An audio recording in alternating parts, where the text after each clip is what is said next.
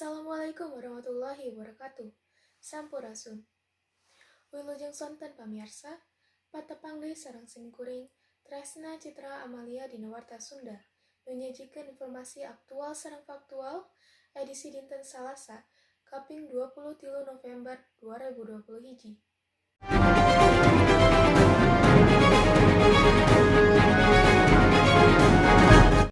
Menteri Agama Yakut Khalil Kaumas nyebut Indonesia asup salah sahiji nagara anu jadi prioritas ibadah haji jeung umroh.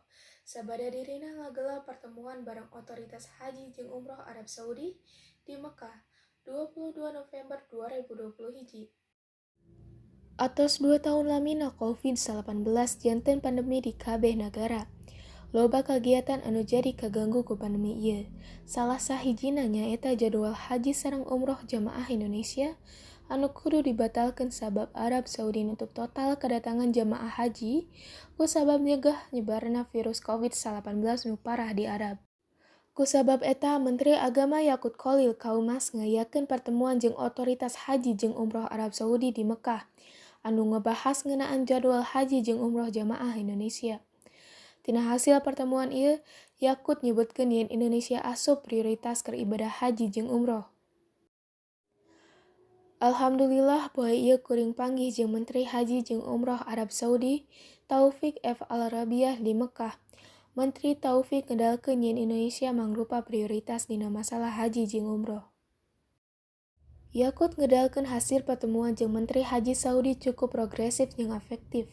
Sabada aya pertemuan, Kementerian Agama bakal nyusun skenario jeung liminasa jadwal jamaah umroh sareng haji.